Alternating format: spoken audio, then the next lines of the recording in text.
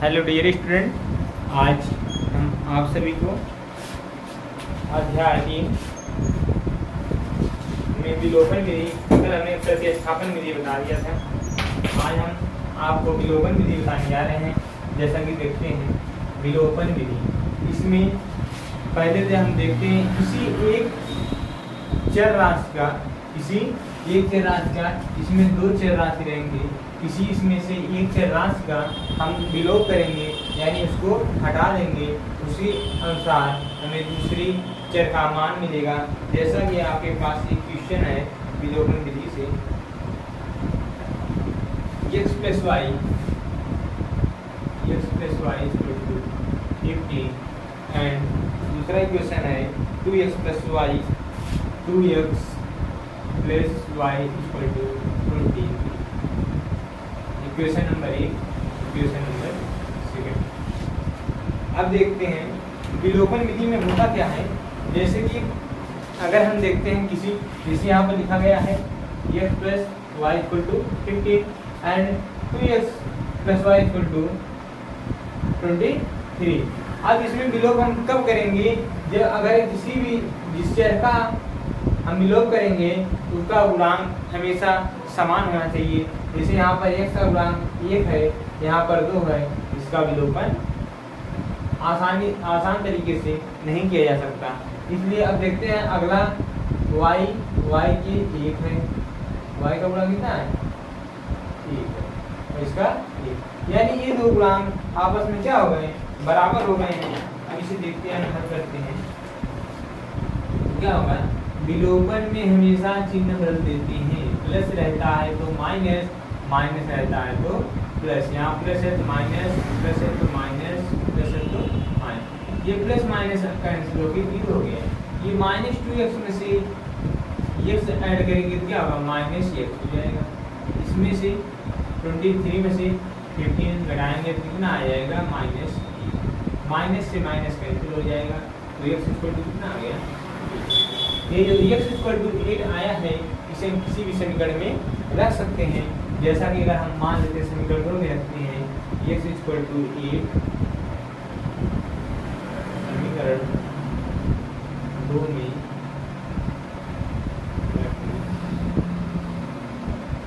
तो 2x plus y = 23, तो 2 × 8 plus y = 23, तो multiply 8 3 16 plus y = 23, y = 23 minus 16 किया जाएगा। y कितना आ गया? 6। अब y = 7, x = 8। अगर हम समीकरण 1 में रखते हैं तो 8 + 7 कितना होता है? 16। यानी हमारा जो आंसर क्या है? ये दोनों आंसर सही है। यही है विलोपन विधि।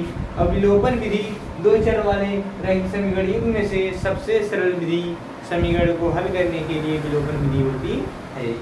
अब देखते हैं अगला क्वेश्चन इसी प्रकार। अगला क्वेश्चन और ही सरल और ही बेहतरीन। अब देखते हैं उसकी बारी। जिसे दिया गया है x plus y = 14, x minus y = ये हमारे पास दो इक्वेशन है, पहला है दूसरा। अब देखते हैं इसमें हमें कुछ नहीं करना, चिन्ह भी नहीं बदलना है। हम देख रहे हैं y का चिन्ह क्या, अगर y का विलोप करते हैं तो आसानी से विलोप हो सकता है। इसलिए क्या करेंगे? इसको कैंसिल कर देंगे और यह x प्लस में दोनों है 2x = कितना, इसको ऐड करेंगे कितना हो जाएगा? 18। तो x = कितना हो जाएगा? 18/2 यानी 9। x का मान अब रख देते हैं। x का मान आपकी समीकरण 1 में ही रख देते हैं।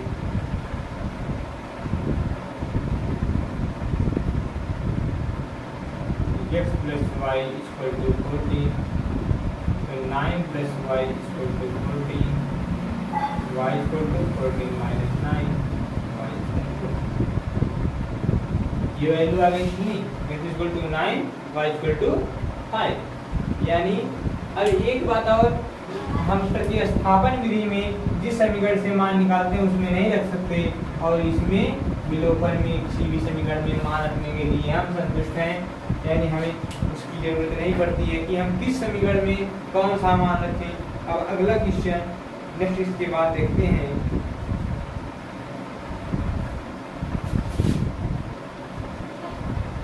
जहाँ ना समझ में आए कमेंट में लिख के पूछ दिया करिए, हम बताने का पूरा प्रयास करेंगे। जैसे अगला क्वेश्चन है 0.5x प्लस 0.5y। अगला है -0.5x प्लस 1.0y। ये दो इक्वेशन दिए गए हैं। अब हमको क्या करना है, इसको हल करना है, हमें x की वैल्यू हल करनी है। अब देखते हैं, अक्सर बच्चे देखते हैं कि ये पॉइंट लग गया है, सबसे बड़ी समस्या इनको हो जाती है कि दशमलव यहाँ क्यों आ गया, हमने दशमलव का भी पढ़ा ही नहीं है।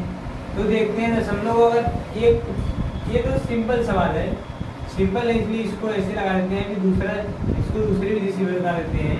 जैसे ये देखो प्लस माइनस है तो कैंसिल हो जाएगा, ठीक, इसको ऐड कर देंगे तो 1.5 आ जाएगा इक्वल टू ये आ जाएगा 3, यानी y इक्वल टू कितना आ गया 3/1. दशमलव हटाने के लिए अंश और हर में कितने से गुणा कर देते हैं, ये कम पे तो 10 से, तो हो गया 30/15, ये कट के कितना आ गया 2, यानी y की वैल्यू कितनी आ गई 2। जब y की वैल्यू 2 आ गई और y की वैल्यू इसमें अगर रखते हैं संगणित में, तो क्या होता है y का मान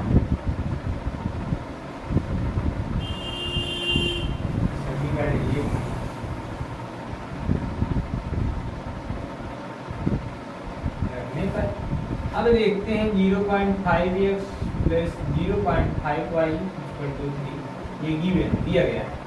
अब हमें y की वैल्यू रखनी है plus 0.5 multiply by 2 equal to 3। इसका पूरा करेंगे तो ये पहले से लिख लेते हैं, आ गया 1.0 इक्वल टू 3 माइनस 1.0, 0 से कोई मतलब नहीं है, यहाँ क्या हो जाएगा 2, ये क्या 0.5। अब x इक्वल टू कितना हो गया 2/0.5। अब 0.5 हो गया तो इसे दशमलव हटाने के लिए नीचे 10 से गुणा दिया जाएगा, 20 से 3 5, यानी x की वैल्यू कितनी आ गई 4। इस प्रकार x की वैल्यू 4 आ गई और y की वैल्यू 2 आ गई। अब इसे देखते हैं दूसरे विधि से जो हम बताने के लिए कह रहे थे, ये तो आसान विधि थी। अब इसे ही अगर हम दूसरी विधि से लगाएंगे, देखते हैं x बराबर 4 y बराबर, यहाँ लिख देते हैं, अभी आंसर यही आएगा, x बराबर 4 y इक्वल टू। अगर जैसे ये बराबर ना दिया रहे, कभी कभी क्वेश्चन में दे देता है बराबर नहीं दिया रहता है, जिसे हमने कैंसिल कर दिया, अगर ये नहीं दिया जाएगा तब कैसे आप करेंगे। तो उसके लिए देखते हैं, सबसे पहले जो भी है दशमलव वाला पॉइंट की वैल्यू कितनी है ना, उसको हम भिन्नात्मक यानी बटे में लिख देते हैं। जैसे हम समीकरण 1 से लिखते हैं, थोड़ा बढ़ा जाएगा, समीकरण 1 क्या लिखा गया 0.5x plus 0.5y equal to 3। अब सब में हम देखते हैं 1 तो हम क्या करते हैं, दोनों पक्षों में 10 से भाग देते हैं। दोनों पक्षों में जो भी करेंगे दोनों पक्षों में करेंगे, एक ही पक्ष में नहीं, में 10 से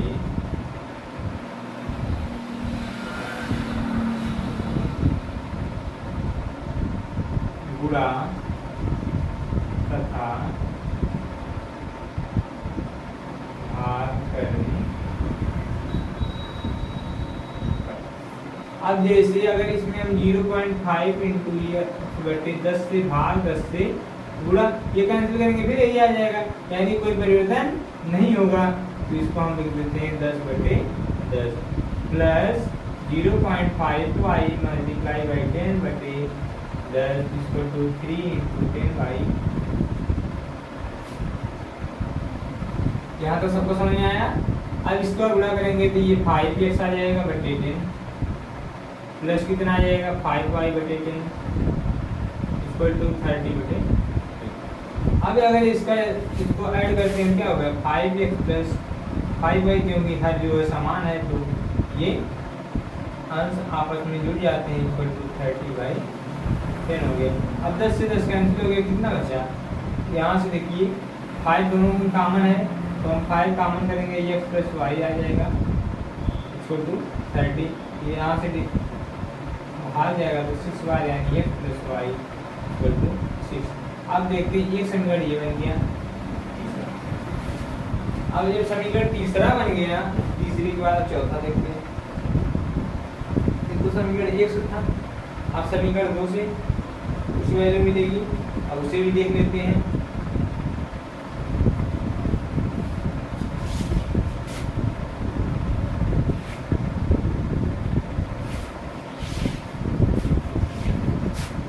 minus 0.5x plus 1.0y equal to 0। अब इसमें भी 10 से गुणा 10 से भाग करेंगे तो यहाँ दशमलव हट जाएगा तो माइनस 5x बटे 10 आ जाएगा। इसको डायरेक्ट कर देते हैं, यहाँ 1y बटे 10 इक्वल टू 0/10 होगा। 0 से जब किसी भी संख्या में अगर भाग देते हैं तो उसका मान इनफाइनाइट आता है, लेकिन अगर 0 में किसी भी संख्या से भाग देते हैं तो उसका मान शून्य होता है। यानी अगर इसका एलसीएम लेते हैं ना 10 minus 5x plus 1y equal to 0। Cross multiply करते हैं minus 5x plus y equal to कितना 0। अब ये समीकरण नंबर 4 हो गया। अब देखते हैं ये समीकरण 3 है ना, यहाँ लिख लेते हैं x plus y equal to 6। अब इसी को हम सॉल्व कर देते हैं, माइनस प्लस माइनस माइनस। अब ये कैंसिल हो जाएगा, ये क्या बचेगा माइनस 6x इक्वल टू कितना माइनस 6। यहाँ तो वैल्यू कुछ दूसरी आ रही है, इस इक्वेशन सही है ना।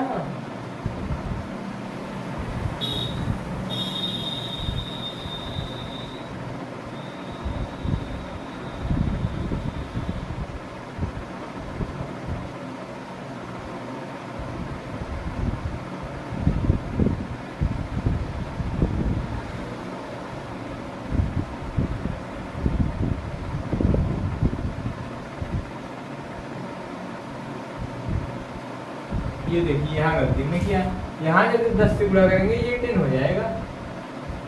कितना हो जाएगा 10 हो जाएगा। जब 10 हो जाएगा तो उसके बाद यहाँ तो आ जाएगा 10, तो कहाँ गलती कहाँ हो गई। अभी ये क्या हो जाएगा minus 5x plus 10y equal to 0।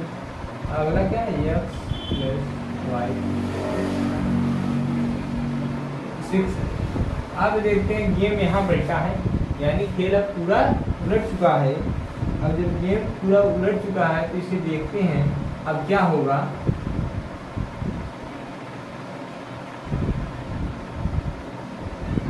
यहाँ 5 है गुणांक, यहाँ 1 है।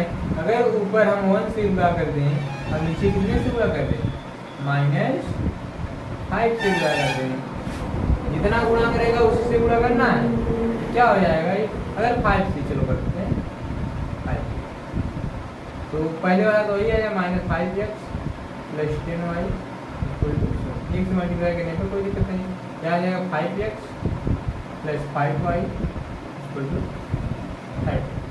अब देखते हैं ये माइनस है, ये प्लस कैंसिल हो जाएगा 15y इक्वल टू 30।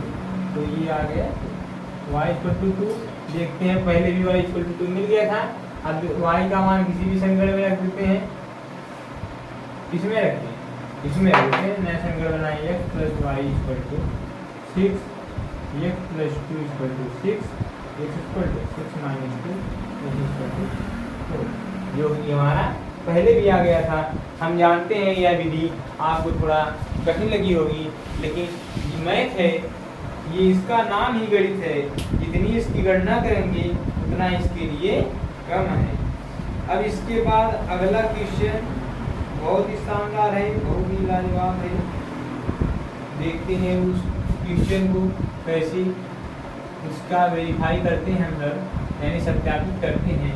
उसके लिए बने रहिए हमारे YouTube channel bright future classes 10 में, जिसमें आप सभी को क्लास 10th की ही मैथ पेपर तक, जब तक बोर्ड पेपर नहीं हो जाता तब तक हम पूरे चैप्टर का रिवीजन अवश्य करा देंगे।